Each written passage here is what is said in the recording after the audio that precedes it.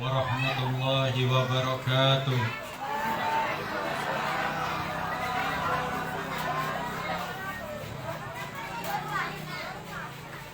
Alhamdulillahilladzi ja'alana fi qulubina mahabbatihi salih wa ahlihi salihin.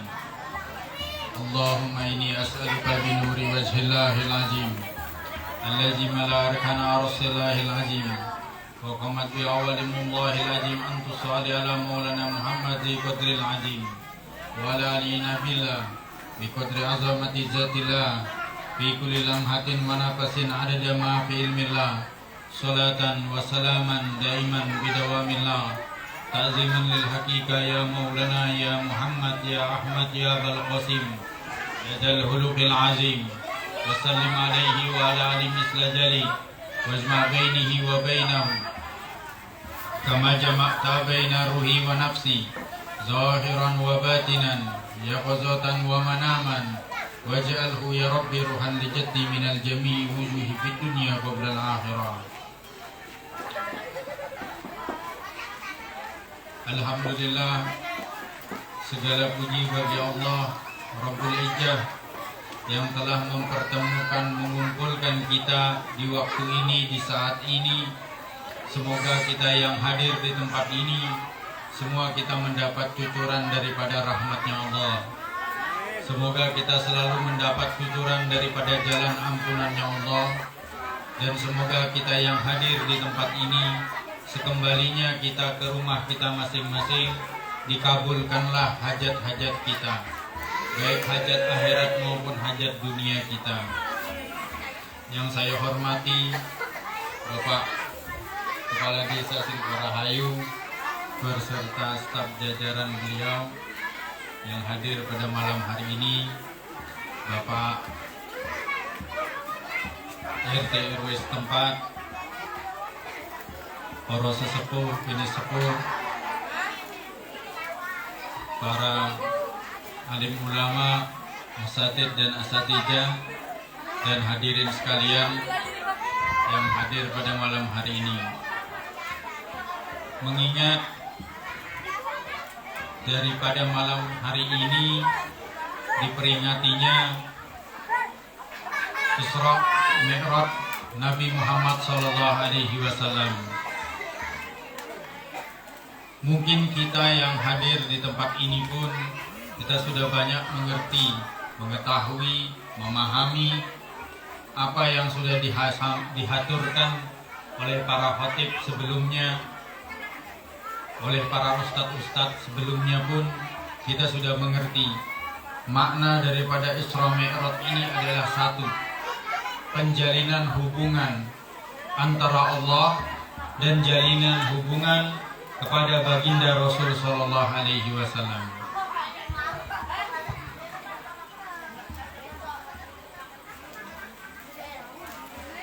Jalinan hubungan inilah yang memiliki pembicaraan yang sangat dalam. Apalagi di dalam Isra dan Mi'raj ini kita mengetahui bagaimana sejarah atau sirah daripada baginda Rasul Sallallahu Alaihi Wasallam, tentang perjalanan daripada beliau itu berangkat menuju ke Sidratul Muntaha, pertemuan yang dikatakan Jatus Sumajat, pertemuan antara Jat dengan Jat. Seorang hamba bertemu dengan Rabbahnya, seorang nabi bertemu dengan Rabbahnya.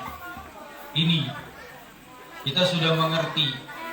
Dan di dalam Isra Mi'raj ini ada sesuatu hal yang ditinggalkan umat ini adalah sholat. Sholat itu kita sudah mengerti. Sebagian sholat itu tuh sudah mengerti. Cuma permasalahannya sholat itu tuh yang tidak dimengertinya itu tuh cuma beberapa masalah. Yang pertama, tidak sholat. Yang kedua, diundur-undur. Yang ketiga, itu sholat itu dianggap sebagai sesuatu yang biasa-biasa saja. Padahal kalau orang pingin hidupnya itu baik, hidupnya itu diperbaiki, hidupnya itu menjadi jauh lebih baik, maka sholat itu menjadi satu andalan bagi dirinya orang-orang mukmin itu. Bagaimana bisa, Pak? Panjenengan dibilang orang muslim, tapi panjenengan ini tidak sholat. Sedangkan rukun daripada dalam agama kita ini sudah jelas, sesudah bersahadat itu sholat. Dan sholat ini tidak pernah ada di dalamnya itu tidak sholat. Bahkan disebutkan di dalam Quran sendiri qiyaman wa qu'udan. Bagaimana sholat itu tuh pun diperintahkan bisa berdiri, bisa berduduk, bisa dalam keadaan berbaring. Semua itu artinya apa? Artinya di dalam sholat itu menjadi suatu kewajiban yang tetap bagi seorang mukmin.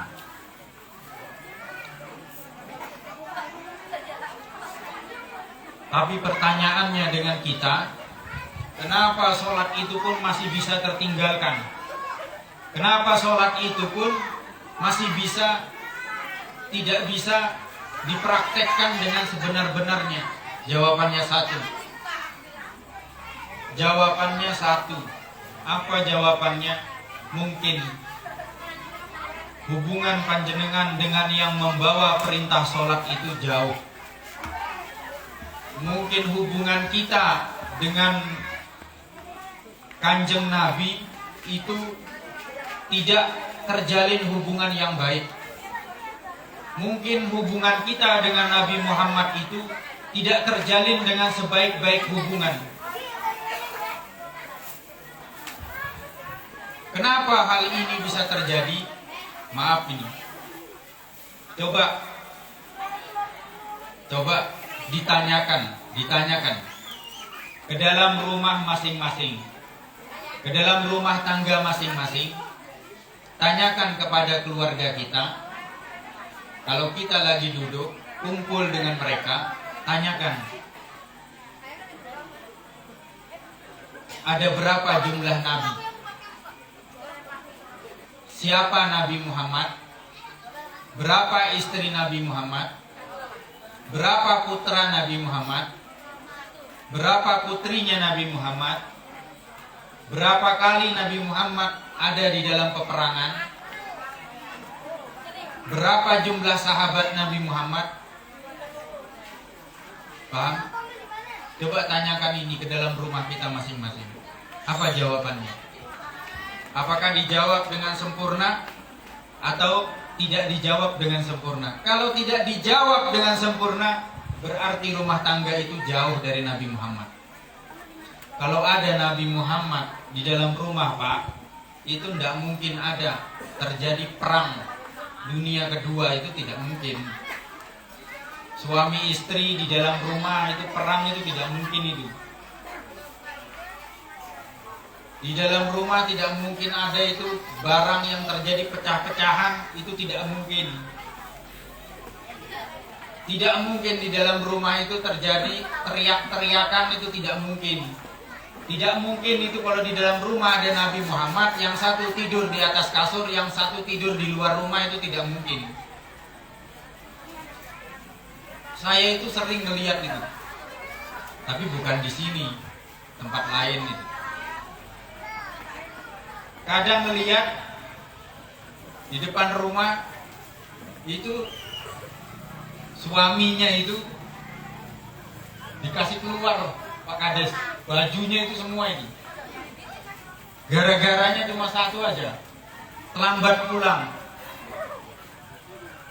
Karena ngumpul rapat jam 10 harusnya pulang, sudah ditunggu nggak pulang-pulang. Akhirnya semua baju ditaruh di luar semua sama bantal-bantalnya. Ini sayang ini. Kalau ini rumah tangga itu ada Nabi Muhammad, tidak mungkin bakal terjadi hal-hal seperti itu. Atau hal-hal yang lebih parah lagi lah. Makanya kan Kanjeng Nabi pada waktu Isra Mi'raj itu, beliau itu pernah melihat ada satu golongan umat ini yang dimana mereka itu memakan daging yang busuk daripada daging yang bagus. Nabi bertanya kepada Jibril, ya Jibril, maaf alu hada, apa yang mereka perbuat ini Jibril? Maka Jibril menjawab, ya Rasulullah, inilah gambaran umatmu bahwasanya mereka sudah diberikan daging yang bagus. Artinya daging yang bagus itu adalah rumah tangga yang baik, tetapi dia memilih hal yang haram. Artinya apa? Artinya begini, di akhir zaman, di zaman kita ini bakal ada apa itu? Istri yang menyenangi suami orang, suami orang yang menyenangi istri orang. Nah ini yang bahaya ini. Akhirnya keluar peringatan dari KUA, jangan sampai di desa ada nikah siri ya. Nah ini hal-hal yang seperti ini yang berbahaya. Kalau hal seperti ini sudah ada, itu pertanyaannya cuma satu. Apakah Nabi Muhammad itu ada di dalam rumah tangga itu? Apalagi seperti kampung. Kampung itu harus ada ulamanya. Karena Quran sudah menyebutkan fas'alu in kuntum ahli dzikr.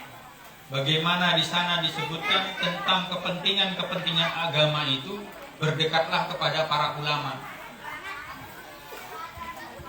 Bahkan disebutkan di dalam sebuah hadis, al-ulama surajul ummah. Ulama itu adalah lentera umat. Permasalahannya sekarang kita itu sangat jauh dengan ulama. Kita tidak mau mendekat dengan orang-orang yang sudah kenal dengan Nabi Muhammad. Kita tidak mau mendekat dengan orang-orang yang sudah kumpul dengan apa yang merupakan amanah daripada Nabi Muhammad. Tapi kita ini, kalau kita sudah disuruh kumpul itu kumpul, Bu. Kalau sudah disuruh kumpul, yang sifatnya itu tuh tidak abadi, itu cepat ini.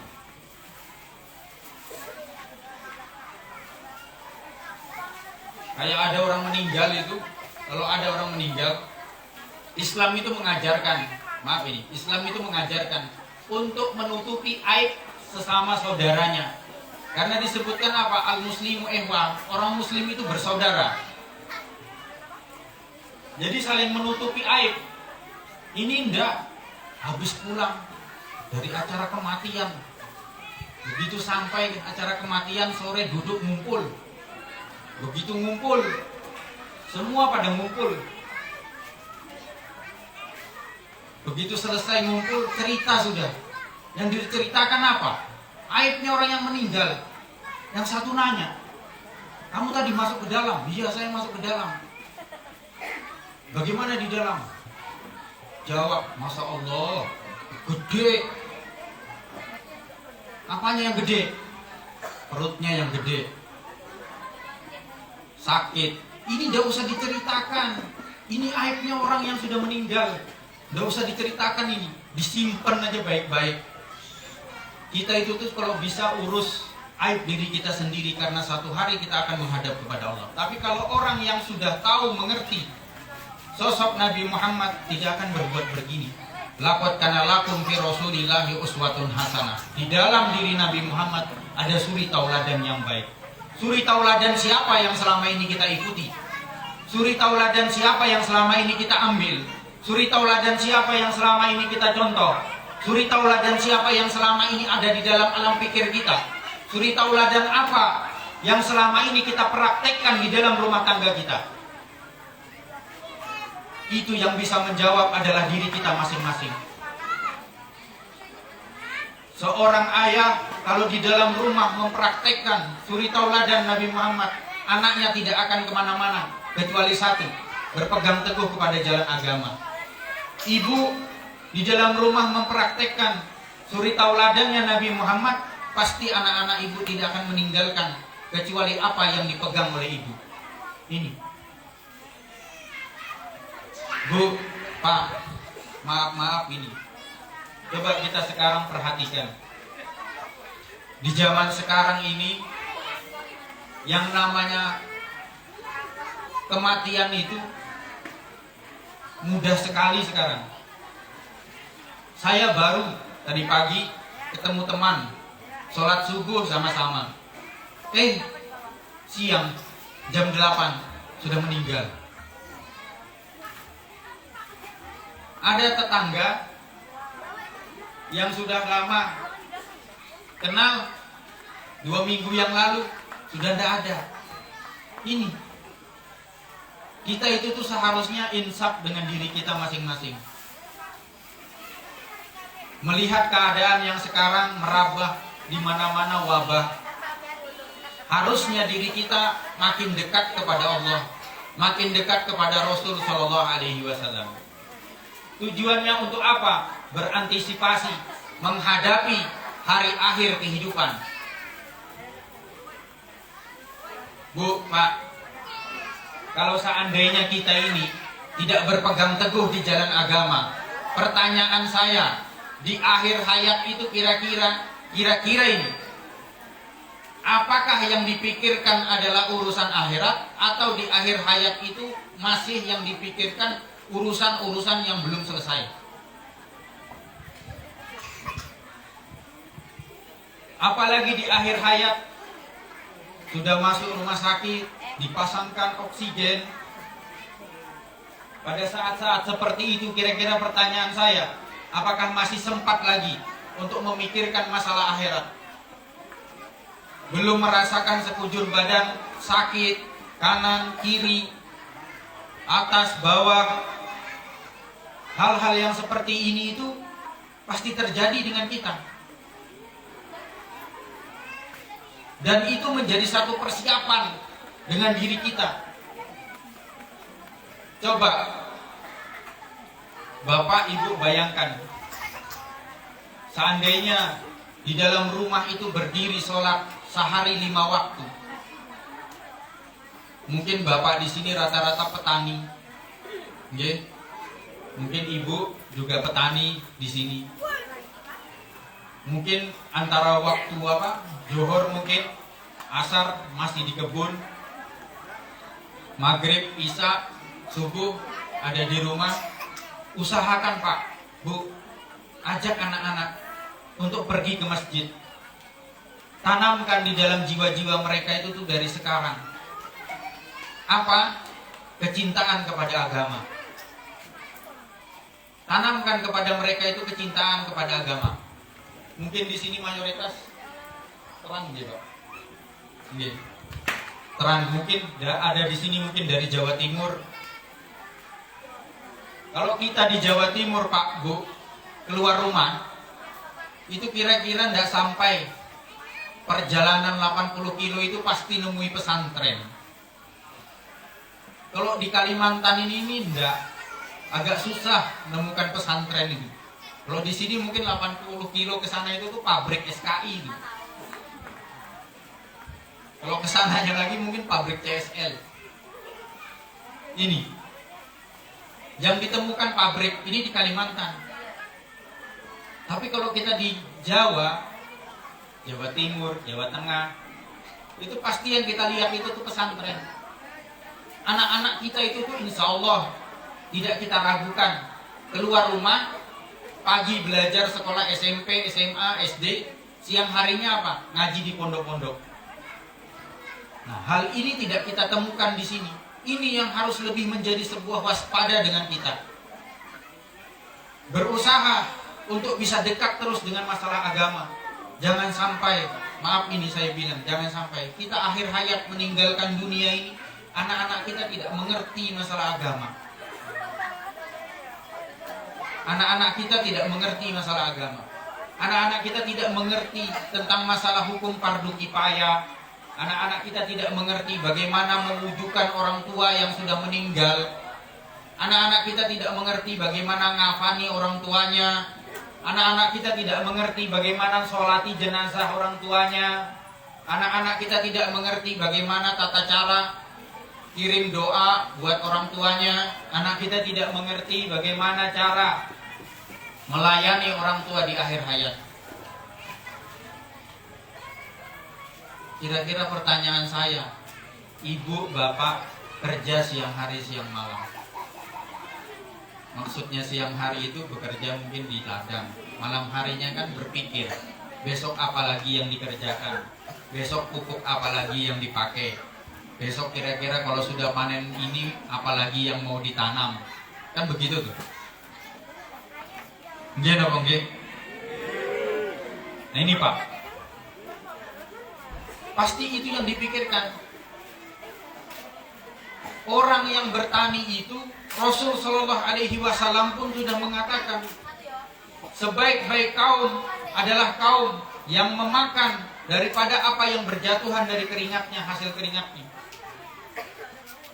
Itu. Makanya kalau kita lihat para kiai itu sering banyak masih yang berladang, bertani, bercocok tanam. Tujuannya apa? Untuk mendapatkan sesuatu yang halal.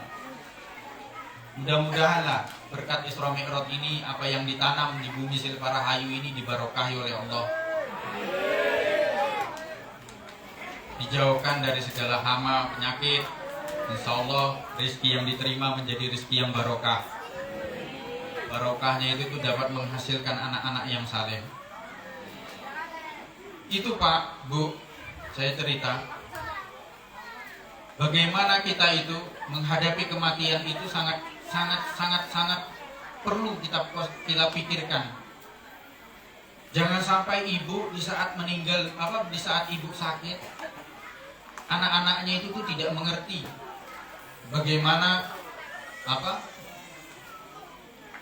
melayani orang tuanya dengan baik. Itu yang paling kita khawatirkan. Jangan sampai di saat ibu sakit, bapak sakit, di akhir hayat, anak-anak tidak mengerti bagaimana membutuhkan orang yang sakit. Justru itulah Pak, justru itulah Bu. Walaupun kita ini hidup pas-pasan, walaupun kita ini hidup ibaratnya diberikan berkecukupan, tapi usahakan ada salah satu anak kita itu yang mereka itu mengemban ilmu agama, yang mempelajari ilmu agama. Tujuannya apa? Sebagai sebuah deposito kita kelak di saat kita meninggal dunia atau menghadapi daripada sakaratul maut. Sekarang saya tanya sama ibu. Ibu punya anak. Saya juga orang universitas, Bu. Sekolah universitas itu tuh mau kemana setinggi-tingginya pun silahkan. Dan itu tidak ada yang melarang. Tetapi pertanyaannya, ilmu yang setinggi-tingginya itu, adakah ilmu itu memiliki ikatan dengan agama? Saya pernah satu hari itu dipanggil teman. Kebetulan yang meninggal ini beliau seorang rektor di salah satu universitas. Beliau punya putra itu, Bu, semua ada beberapa orang putranya. Ada yang pertama itu menerima sudah anugerah guru besar di salah satu universitas ternama. Dan lain-lain putranya itu ada yang mengajar di Universitas Sarawak, Malaysia. Sudah menerima gelar doktor. Banyak. Waktu saya datang di tempat sakitnya beliau ini, pada waktu itu saya itu tuh disuruh datang untuk jenguk lah sama beliau ini. Waktu saya jenguk, saya itu tuh zikirkan di telinga kirinya ini. Saya zikirkan begini. La ilaha illallah, la ilaha illallah, la ilaha illallah, Muhammadur Rasulullah. Begitu. Tiba-tiba anaknya itu tuh nyambangi saya. Mendekati saya, dia bilang begini ke saya. Ustadz, saya tanya, apa? Saya bilang, kira-kira dia itu tuh dizikirkan itu masih perlu kah? Masih sampai kah kira-kira dia dengar itu? Anaknya itu, Bu, tidak ada yang dekat dengan orang tuanya. Semua duduk di kursi laksana tamu itu. Paham? Laksana tamu. Tidak ada yang bacakan Quran, tidak ada. Yang mimpin zikir, tidak ada. Yang dekati, baca mungkin Yasin untuk mempermudah perjalanan daripada dirinya ke alam akhirat, tidak ada. Padahal anaknya ini memiliki pendidikan yang tinggi-tinggi nih semua. Akhirnya apa? Salah satu putranya ini datang ke saya, masih di depan ranjang rumah sakit ini. Dia bilang ke saya pada waktu itu begini, Ustadz, saya ini mau tanya. Apa? Saya bilang, mau tanya apa? Silahkan. Dia bilang, bisakah kira-kira kalau bapak saya ini, dia bilang, disuntik dengan suntikan yang mempercepat kematiannya? Saya tanya, kenapa? Kasihan, kelamaan katanya.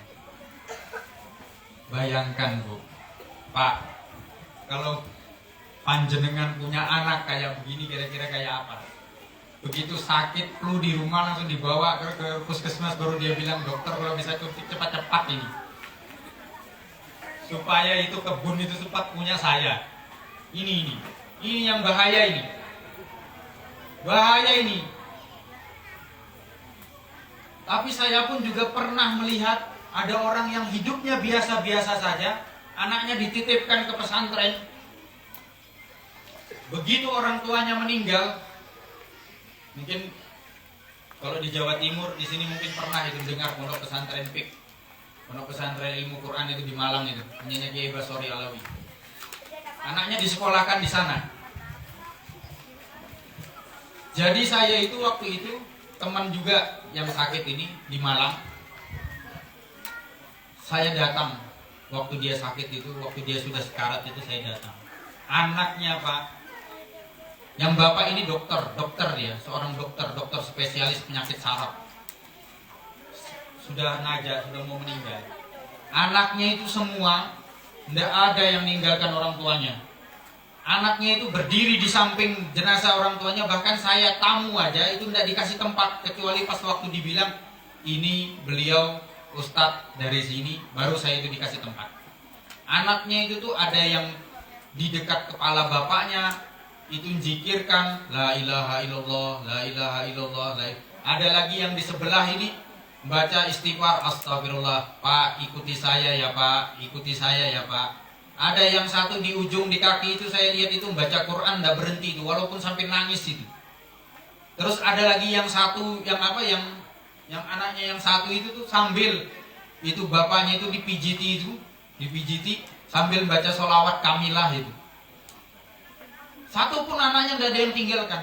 Istrinya itu tuh dikasih tempat di kepala sebelah kanan itu. Dia bilang sama ibunya, apa Bu, jangan sedih, baca Quran ya, terus baca Quran. Sampai akhirnya apa? Meninggal. Bapaknya itu meninggal bagus, bisa mengucap syahadat. Saya nyaksikan pada waktu itu.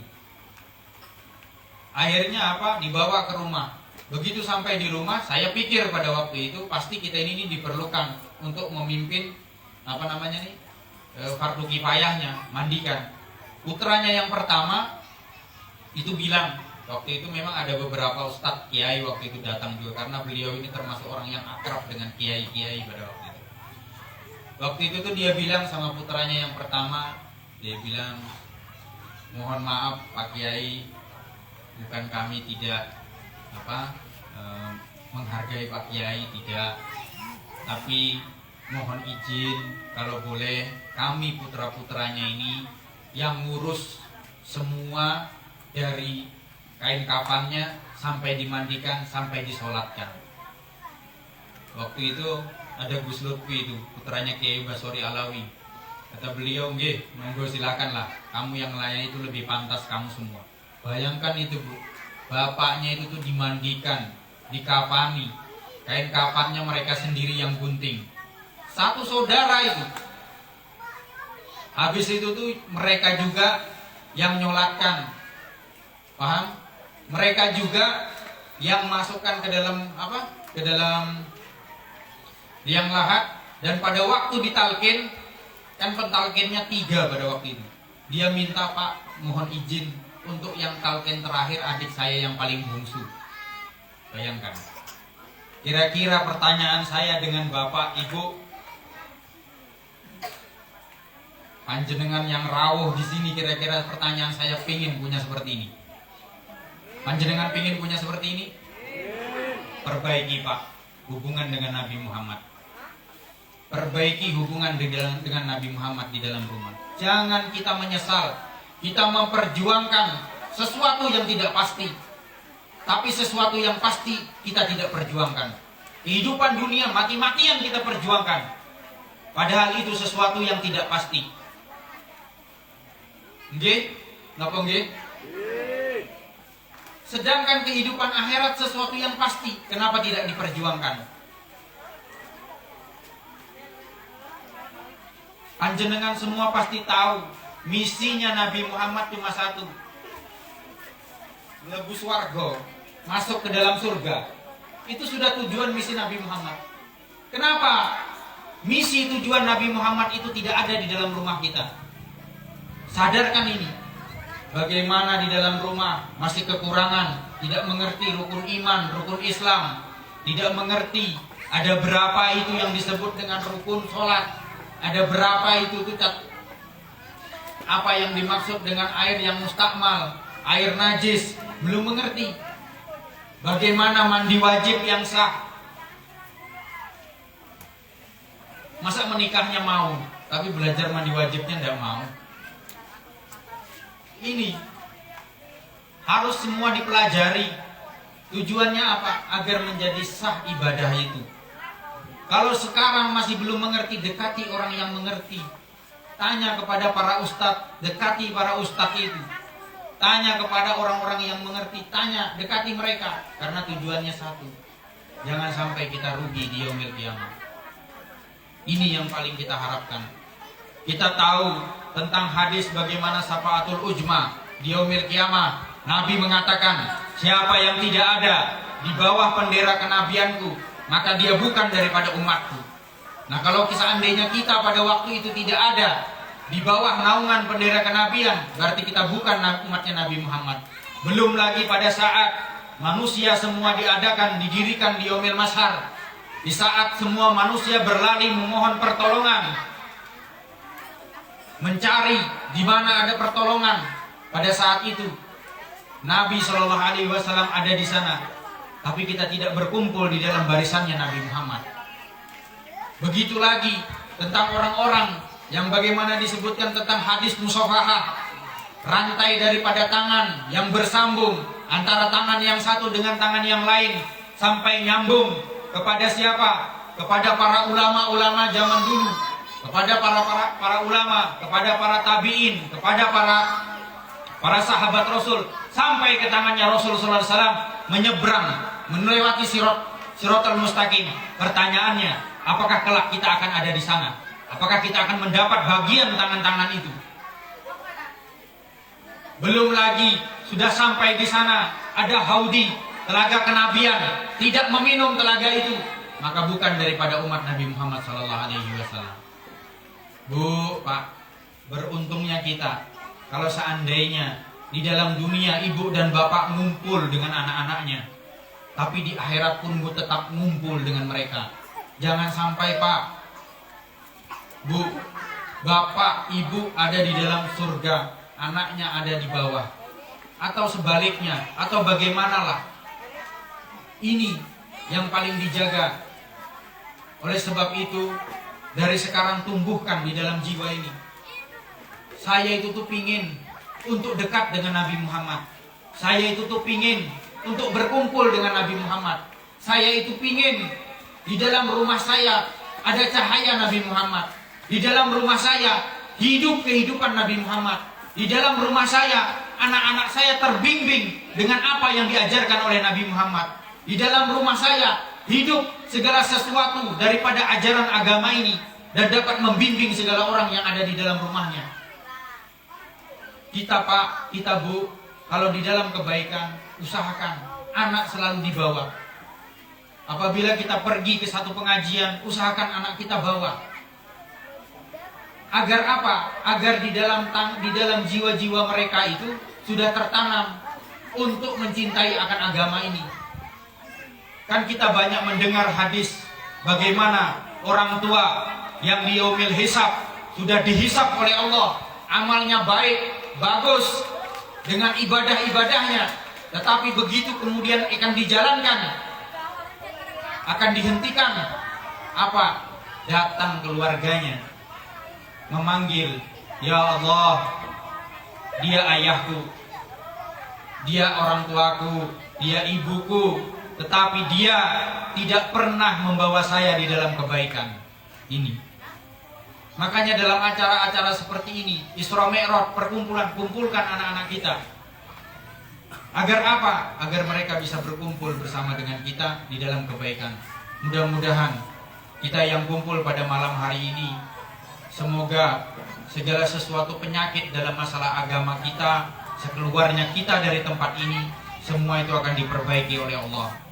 Dikabulkan hajat-hajat kita, dijadikan segala sesuatu apa yang kita tanam semuanya membawa barokah untuk anak, keluarga, orang-orang terdekat yang ada di sekeliling kita.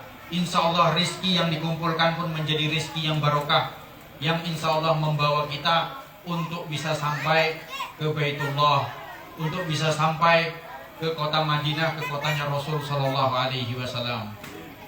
Sebelum saya tutup ceramah ini, Pak, Bu, mari angkat tangan kita semua, kita berdoa meminta kepada Allah, bulatkan hati dengan sebaik-baiknya.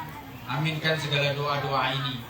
Ya Arhamar Rahimin irhamna, Ya Arhamar Rahimin irhamna, Ya Arhamar Rahimin irhamna. Wahai yang maha berkasih sayanglah kepada kami. Ya Rabbal Arbab, Abdu alaika alal bab. Wahai Rabbah yang memiliki segala pintu pengkabulan, lihatlah kami hamba-hambamu yang saat ini ada berhadapan dengan pintu pengkabulanmu, ya Allah. Maka bukalah pintu pengkabulanmu itu untuk kami, dan berikanlah kepada kami, ya Allah, ketentraman ke dalam jiwa-jiwa kami, kebaikan ke dalam jiwa-jiwa kami, rahmat yang luas kepada jiwa-jiwa kami, ampunanmu yang menyeluruh kepada jiwa-jiwa kami. Ya Rabbah, wahai yang maha berkasih sayanglah kepada kami di dalam dunia dan di dalam akhirat ini. Ya Rabb, kami mengangkat tangan kepadamu, dan kaulah pemilik pengkabulan daripada segala doa-doa kami. Ya Allah, kami memohon kepadamu, perbaikilah urusan dunia-dunia kami, dan perbaikilah urusan-urusan akhirat kami, dan kabulkanlah segala urusan-urusan dunia kami, dan ampunilah segala urusan-urusan akhirat kami. Ya Rabb, kami memohon kepadamu, ya Allah, apabila yang duduk di tempat ini, di saat ini, di waktu ini, ya Allah, dalam keadaan terhimpit urusan dunia, ya Allah, maka bukakan dan jadikanlah urusan itu menjadi urusan yang baik dan mudah bagi kami, ya Allah.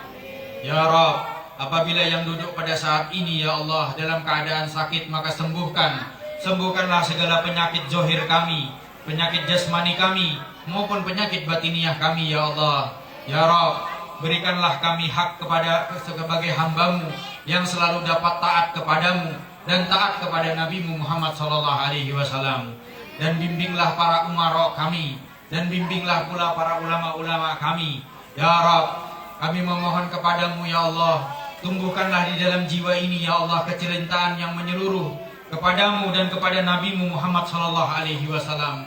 Ya Rabb, jangan hinakan kami, ya Allah, di dalam golongan hamba-hambamu yang kau hinakan dengan murkamu, karena jauh dari agamamu dan jauh daripada Nabimu Muhammad Sallallahu Alaihi Wasallam. Ya Rabb, golongkanlah kami di dalam hamba-hambamu yang beriman, dan kumpulkanlah kami selalu dengan orang-orang yang beriman, dan matikanlah kami, ya Allah, di dalam iman, dan tutuplah usia-usia kami dan seluruh keluarga kami, ya Allah, termasuk orang-orang yang beriman. Ya Rabb, kami mengharap kepadamu, ya Allah, ampunilah dosa kedua orang tua kami, baik yang masih hidup maupun yang telah tiada, baik yang ada di dalam barzah, baik yang ada di dalam dunia. Ya Rabb, berikanlah kepada mereka, ya Allah, sebaik-baik keadaan. Rahmatilah mereka, kasih sayangilah mereka, ampunilah mereka, tunjukilah mereka jalan yang terbaik dalam hidayahmu di dalam dunia ini. Berikanlah mereka selalu petunjukmu, angkatlah segala musibah daripada mereka, berikanlah pertolongan kepada mereka, ya Allah, dalam pertolongan hamba-hambamu yang selalu taat kepadamu dan taat kepada Nabimu Muhammad Sallallahu Alaihi Wasallam.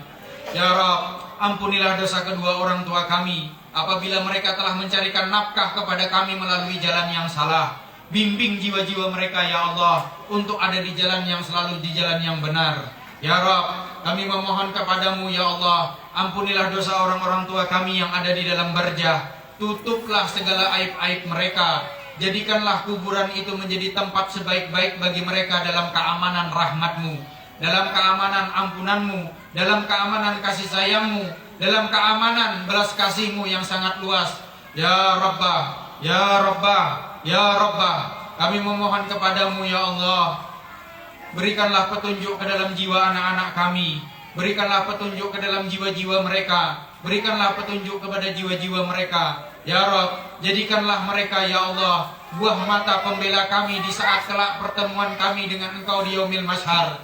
Ya Rabb, kami menginginkan di mana yang saleh menerima amal dari putra-putra yang saleh, maka kami berikanlah hak ya Allah untuk mendapatkan kesalehan daripada anak-anak kami.